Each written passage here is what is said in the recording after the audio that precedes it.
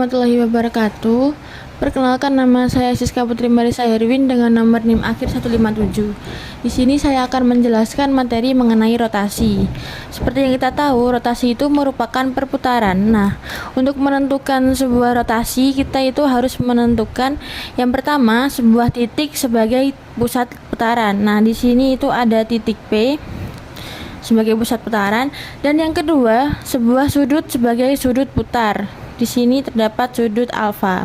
Nah, suatu rotasi itu dengan pusat P dan sudut rotasi alfa adalah sebuah transformasi titik pada R2 sedemikian hingga tiap titik A pada R kuadrat ditransformasikan ke titik A aksen, dan besar sudut A aksen PA sama dengan sudut alfa. Jadi suatu rotasi itu dengan titik pusat P dan sudut rotasi alfa itu merupakan sebuah transformasi titik pada R2 sedemikian hingga pada titik A pada R2 ditransformasikan ke titik A aksen, dan besar sudut dari A aksen PA itu merupakan sudut alfa. Nah, rotasi dengan pusat P ini dan sudut alfa ditulis RP alfa yang didefinisikan sebagai rotasi titik P dengan titik pusat P dengan sudut alfa menghasilkan P aksen. Itu ada dua, yaitu yang pertama, jika A bukan sama dengan P, maka rotasi titik A dengan titik pusat P dan sudut alfa itu sama dengan A aksen, sedemikian hingga besar sudut A PA aksen itu sama dengan besar sudut alfa, dan PA sama dengan PA aksen. Yang kedua, jika arah putar dari A ke A aksen berlawanan dengan putaran jarum jam ke sini, nah maka sudut alfa itu diberi tanda positif. Kemudian apabila jika arah putar A ke A aksen itu berlawanan, searah dengan putaran jarum jam, maka sudut alfa nanti diberi dengan tanda negatif. Nah, di sini saya akan membuktikan teorema 6.1, yaitu rotasi merupakan isometri. Nah, seperti yang kita tahu, isometri itu merupakan transformasi yang mempertahankan jarak. Nah, sebagai buktinya yaitu ambil sebarang titik A dan juga B pada R2. Nah, untuk pembuktiannya yang pertama, rotasi titik A dengan titik pusat P dan dengan sudut alfa ini sama dengan A aksen, berarti PA sama dengan PA aksen, dan besar sudut A PA aksen itu sama dengan sudut alfa berdasarkan definisi rotasi yang telah dibahas tadi. Kemudian untuk yang kedua, rotasi titik B dengan titik pusat P dengan sudut alfa sama dengan B aksen, itu berarti PB sama dengan PB aksen, dan besar sudut dari BPB aksen itu sama dengan sudut alfa yang berdasarkan definisi rotasi yang telah dibahas tadi. Kemudian untuk langkah yang ketiga, dari langkah yang pertama ini kita dapatkan bahwa PA itu sama dengan P aksen dan PB itu sama dengan PB aksen. Nah, kemudian untuk langkah yang keempat, yaitu kita dapatkan besar sudut dari APA aksen sama dengan besar sudut dari BPB aksen sama dengan sudut alfa dari langkah 1 dan juga 2. Kemudian langkah selanjutnya yaitu besar sudut dari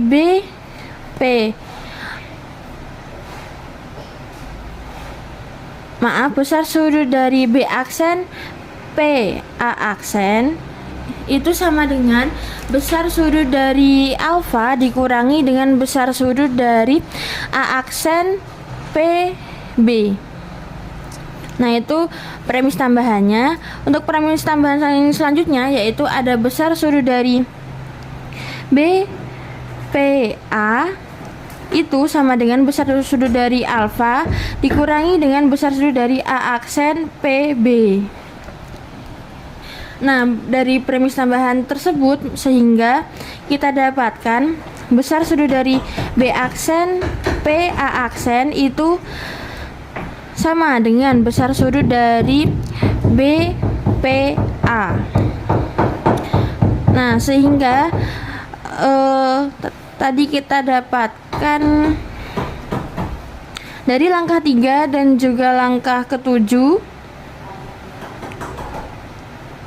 sehingga kita dapatkan bahwa segitiga PAB itu kongruen dengan segitiga PAB aksen. PAB kongruen dengan PAB aksen. Itu langkah dari 3 dan juga 7.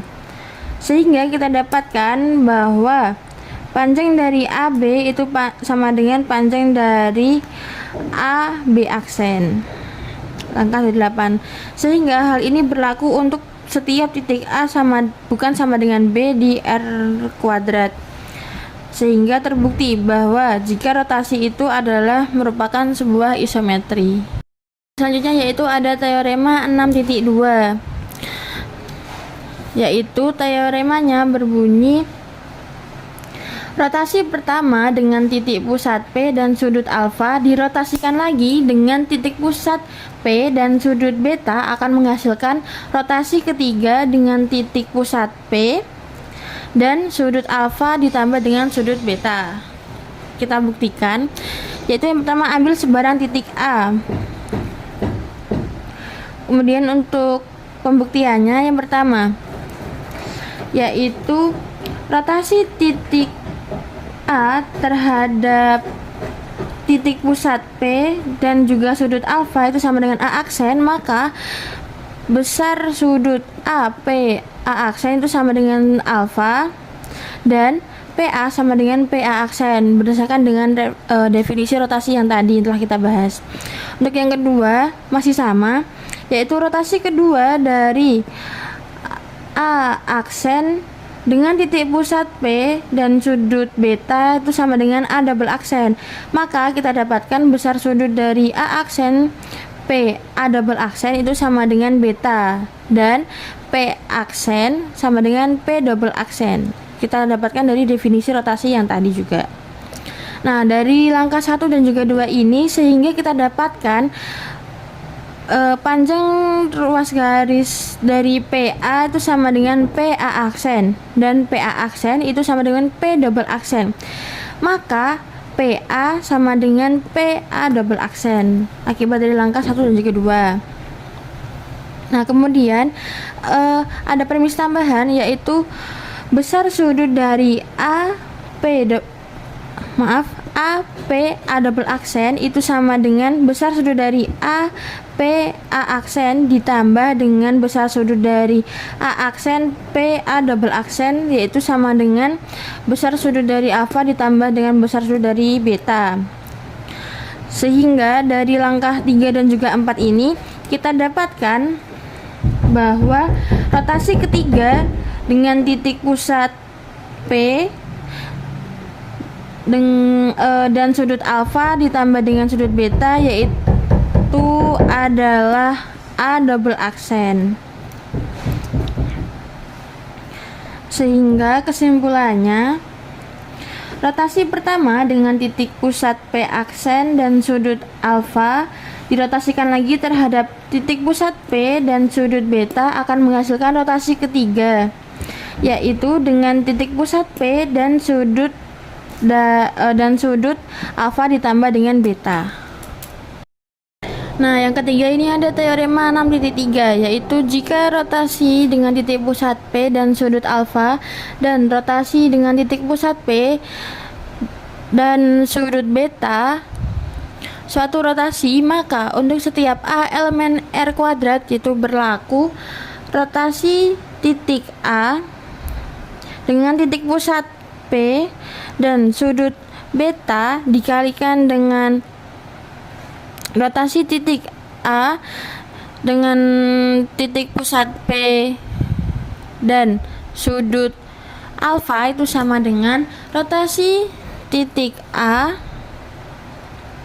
dengan titik pusat P dan sudut beta dikali dengan rotasi titik A dengan dengan titik pusat P dan sudut beta. Itu buktinya. Misal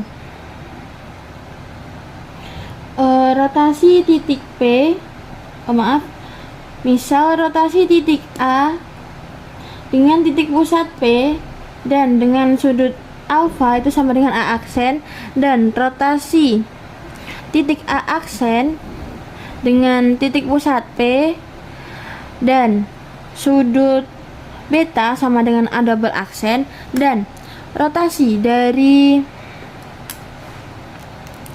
ini A aksen, rotasi dari A double aksen dengan titik pusat P dan sudut beta sama dengan A triple aksen, dan rotasi titik A dengan titik pusat P dan sudut alfa itu sama dengan A tetra aksen. Nah, untuk pembuktiannya yang pertama, seperti yang kita tahu definisi rotasi yaitu rotasi titik A dengan titik pusat P dan sudut alfa itu sama dengan A aksen, maka besar sudut dari APA aksen sama dengan alfa dan PA sama dengan P aksen. Terus yang kedua, untuk definisi rotasi masih sama, yaitu rotasi titik A aksen dengan titik pusat P dan sudut beta sama dengan A double aksen, maka besar sudut dari A double aksen PA aksen sama dengan beta, dan PA double aksen sama dengan PA aksen. Nah, dari langkah pertama dan juga kedua ini dan juga teorema, kita dapatkan bahwa rotasi titik A dengan titik pusat P dan sudut beta dikali dengan rotasi titik A dengan titik pusat P dan dengan sudut alfa itu sama dengan A double aksen. Nah, dengan besar sudut dari A aksen PA itu sama dengan alfa ditambah dengan beta, dan P A double aksen itu sama dengan PA. Kemudian berdasarkan dari definisi rotasi lagi, kita dapatkan bahwa rotasi titik A dengan titik pusat P dan dengan sudut beta sama dengan A triple aksen, maka besar sudut dari AP triple aksen sama dengan beta, dan PA sama dengan PA triple aksen berdasarkan dengan definisi rotasi. Kemudian untuk definisi rotasi yang selanjutnya, yaitu rotasi titik A triple aksen dengan titik pusat P dan dengan sudut alfa sama dengan A tetra aksen, maka besar dari sudut A triple aksen P A tetra aksen itu sama dengan sudut alfa, dan panjang dari P A triple aksen itu sama dengan panjang dari P A triple aksen itu sama dengan panjang dari P A tetra aksen. Nah, dari langkah 4, 5 dan juga berdasarkan dari teorema, kita dapatkan bahwa rotasi titik A dengan titik pusat P dan dengan sudut alfa dikali dengan rotasi titik A dengan titik pusat P dengan sudut beta, itu kita dapatkan A tetra aksen dengan besar sudut A besar sudut dari A tetra aksen PA itu sama dengan besar sudut dari beta ditambah dengan alfa, sehingga kita dapatkan PA triple aksen sama dengan PA. Nah, dari langkah 3 dan juga langkah 6 ini sehingga dapat kita simpulkan bahwa rotasi dengan rotasi titik A terhadap titik pusat P dengan sudut beta dikali dengan rotasi titik A dengan titik pusat P dan dengan sudut alfa sama dengan rotasi dari titik A dengan titik pusat P dan dengan sudut beta alfa dikali dengan rotasi titik A terhadap dengan titik pusat P dan dengan sudut beta. Nah, sehingga kesimpulannya terbukti bahwa teorema titik 6 yaitu jika rotasi dengan titik pusat P dan dengan sudut